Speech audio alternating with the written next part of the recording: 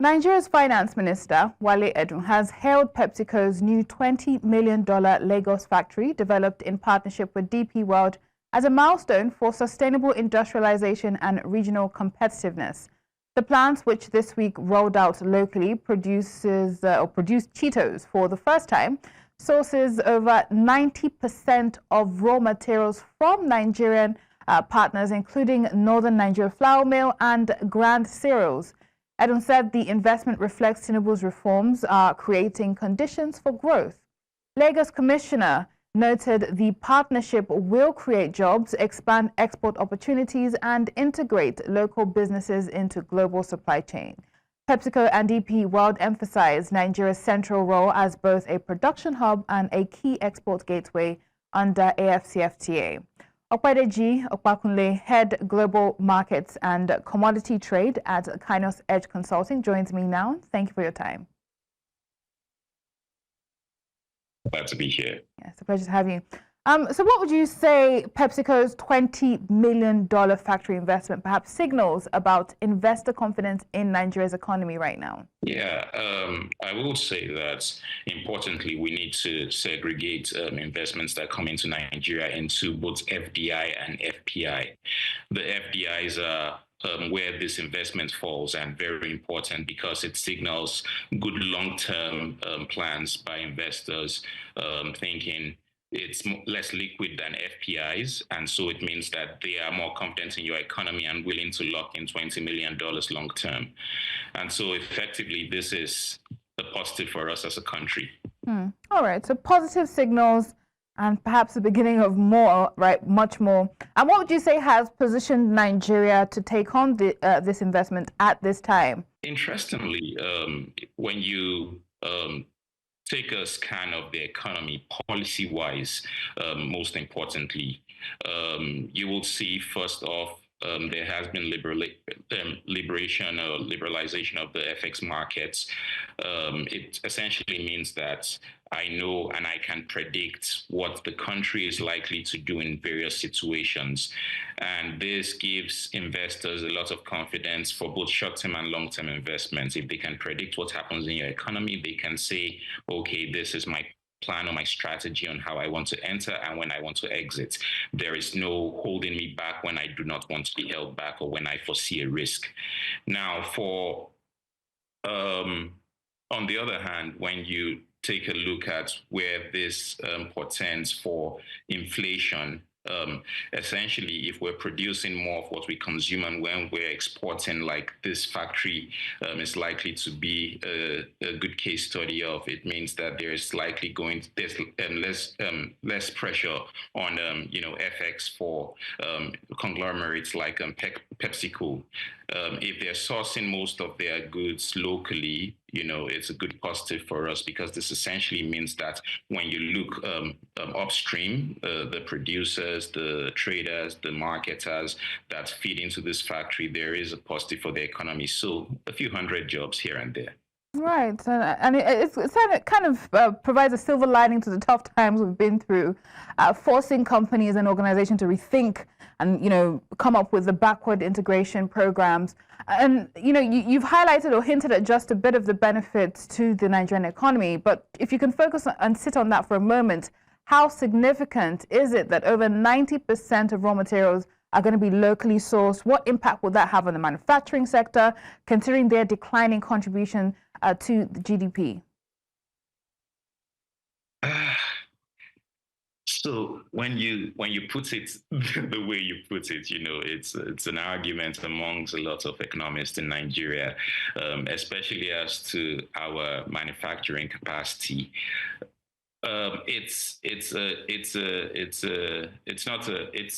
a belief in a lot of quarters that our manufacturing capacity as a country peaked too early and plateaued too early. We are meant to be growing still, especially when you consider our population growing at the rate of 3%. Depending on who you ask, in some cases they tell you it's as high as 5%, as high as 3.5%. When you have a rapidly growing population like that, your manufacturing shouldn't plateau yet, but that's what you have in Nigeria. Manufacturing plateaued decades ago, and then you have the service industry increasing. And there's a limit to how much you can go with your service industry if you don't have a manufacturing that feeds into it. When you don't have a manufacturing that feeds into your service industry, you're going to be doing a lot of imports, which is the situation we as a country have found ourselves.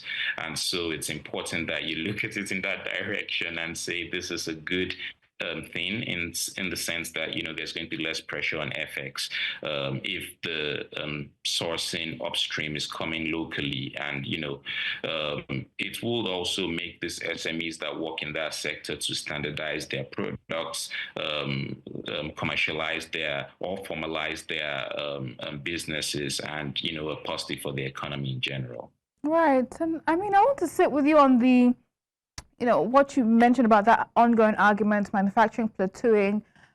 We know that right now, and especially with the Africa Free Trade Agreement, Continental Free Trade Agreement, and there's just this ongoing pact to boost trade, to boost exports, to boost, and that of course has a lot to do with manufacturing.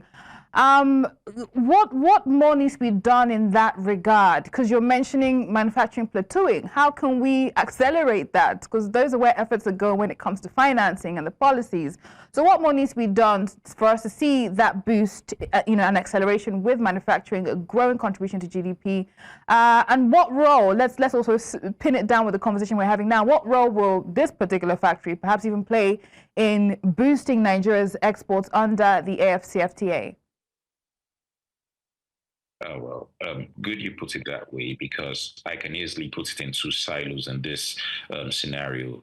Look at the local capacity and look at where we can also meet foreign capacity in terms of our foreign markets exports from Nigeria. So when you look at the local side, for a country like Nigeria, if, like I said earlier, population growing and our manufacturing needs to grow, you have to look at the most important factor, it's interest rates. So far, inflation keeps dropping and the CBN's monetary policy is stable, especially in the medium term to short term, and they're able to drop rates. It's an incentive for investors to pump in cash, and the banks, most especially. When I talk about investors, it's not any special person, it's the banks. How do the banks foresee the risk locally? Are they investing in manufacturing? And do they think the interest rates are worth it for their business? Because, they also carry the risk of depositors, which is you and I. And then in the international markets, are we able to compete favorably? If we're able to compete favorably, we can meet some of that capacity. And so we have seen inflation drop consistently. And so for me, that is important. And that means that we are able to be competitive in the AfCFTA. And not just that, the West African corridor, which is Togo, Benin, Ghana, Ivory Coast, up until Burkina Faso, Senegal. These are markets that we have served historically because there is a West African coastal commercial nerve, as well as the northern old trade routes through Jibia, Dawanau, Ilela. All of these are active and should benefit from this sort of scenarios that we find ourselves in the moment at this time with PepsiCo and DP. Yeah. And I think I appreciate what you said there about, interest rates, a lot of attention on that now, especially on how that could impact the rural economy, manufacturing, and so much more. We have seen, in spite of the declining inflation consistently, consecutive holds, right? And there are questions. We know that, there has been some attempt by the CBN to keep interest rates a little higher for a longer time so that we can attract more of those FPIs. But what are your thoughts on that? And do you think it's about time we begin to bring down interest rates because of the impact it's having on some of these sectors? I would say absolutely. There's a reason why the CBN keeps this high. They have to attract investors into the economy. You can't attract investors, even though it's a lot of hot money coming in, FPI rather than FDI, but you need to keep your economy active, and that's what the CBN has been trying to do. The governor made it clear that we're going back to orthodox CBN policies, orthodox monetary policy, and that's what he's trying to do. And there is an impossible trinity. There's a limit to what you can control. And the CBN has its mandate between inflation, stabilizing unemployment, and others, right? And in this case, the CBN is trying to make the economy attractive to foreign investors, and so interest rates are high. And they are also trying to control inflation through the interest rates. But they also want the economy to grow, but they're not going to be sudden or abrupt. It's going to be gentle easing over time. There's going to be no sudden or quick wins in this journey that we find ourselves. But the good thing is that we're back to orthodox monetary policy, inflation control, and interest rate regime. And so we have to be patient. And I would say, if you believe in the CBN and you believe in the current monetary policy regime, patience and readiness in terms of your strategy as a manufacturer will be important in the near future. All right. So confidence in those at the helm of affairs and a little bit of patience. Hopefully we see that work out for our good. We know that there have been several policies, aside from the monetary side of things. There have been policies around local content, Nigeria first, 30% value addition. How impactful do you see these policies being? And, what's their success contingent on? What is it based on? What will be important to make sure that these policies turn out successful? I think the most important factor will be a lot of what we have discussed earlier. And to put all of this into one basket, I think the right way to approach it will be, how conducive is the environment for business? Are people able to do business, and after they do business, to generate goods or offer themselves up for services? Is the economy able to absorb that quantity that the current population is able to offer? And by population, I mean the working population, the productive population. All of these factors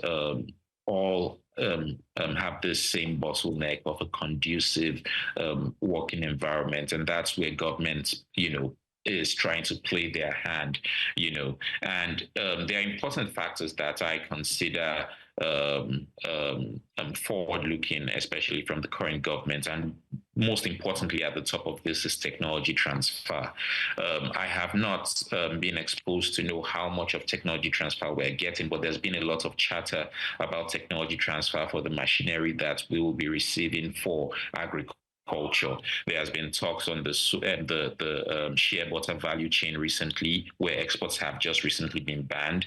There has been talk about tractors, not just talk, but importation of tractors from Belarus. There have been talk of some technology transfer from Brazil, as the president, just arrived from Brazil a couple hours ago.